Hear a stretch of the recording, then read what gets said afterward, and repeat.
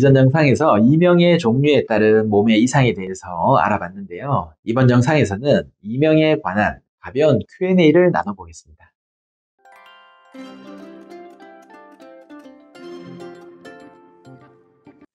이명은 소리도 다양한 만큼 여러 가지 이야기들이 있는데요. 이 중 내원하시는 환자분들께서 가장 많이 물어보는 건 몇 가지를 꼽아서 이야기해 볼까 합니다. 우선 가장 많이 물어보시는 궁금증부터 해결해 볼게요. 이명이 자주 들리면 무조건 난청이 오는 건가요?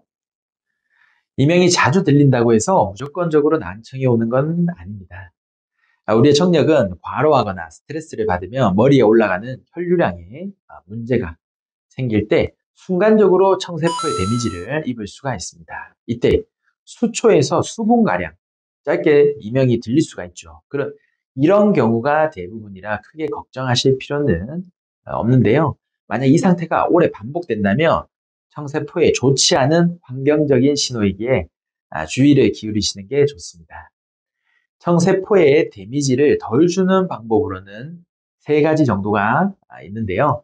첫 번째는 가급적 과로 상태를 피하고 큰 스트레스를 받았을 때는 휴식 시간과 수면 시간을 늘리는 것입니다.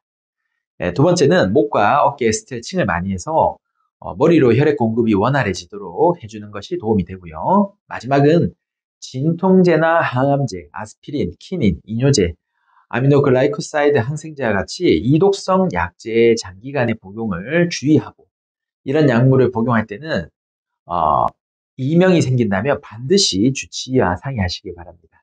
이명으로 인해 치매가 생길 수 있나요? 이 부분에 관해서는 수많은 연구와 논문들이 있는데요. 결론부터 말씀드리자면 이명으로 인해 치매가 꼭 발생하는 건 아닙니다. 이명과 치매는 공통적으로 뇌가 퇴행성 변화를 일으킬 수 있는 공통적인 위험 인자를 가지고 있긴 하지만 서로가 원인과 결과의 관계가 있다고는 현재로서는 말씀드릴 수가 없습니다. 하지만 난청에 의한 이명은 이야기가 달라지는데요. 난청이 지속되면 치매 유발률이 높아진다는 연구 결과는 꾸준히 나오고 있고 이것은 난청이 뇌 인지 부하를 증가시키기 때문입니다.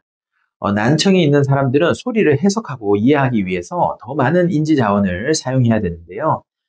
이로 인해서 뇌의 다른 기능들이 소홀해지면서 장기적으로는 인지 기능 감소로 이어지는 거죠. 그리고 인지 기능의 저하는 치매 발병률을 높일 수 있는 요인이 될 수가 있습니다. 이명은 불치병인가요? 그렇지 않습니다. 이명의 경우 검사에서 뚜렷한 원인을 찾지 못하는 경우도 많다 보니까 이건 아직 알 수 없는 병이고 나는 그냥 이대로 살아야 된다라고 좀 자포자기하는 분들도 많이 계신데요. 하지만 타각적인 이명의 경우에는 정확한 검사와 치료를 통해서 완치에 가깝게 치료를 할 수도 있고요.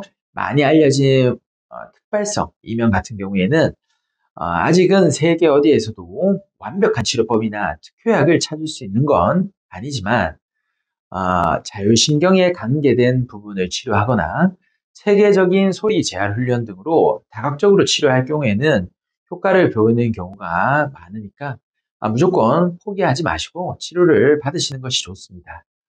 또 상황에 따라서 소리를 완전히 없애지는 못할 수도 있지만 이명의 소리 크기와 빈도가 훨씬 줄어들고 진행을 막음으로써 삶의 질이 훨씬 좋아질 수 있습니다.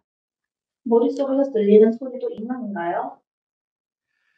네, 이명은 외부의 음원 자극 없이도 한쪽 귀나 양쪽 귀 모두 머릿속에서 들리는 소리까지도 모두 포함해서 정의하고 있는데요.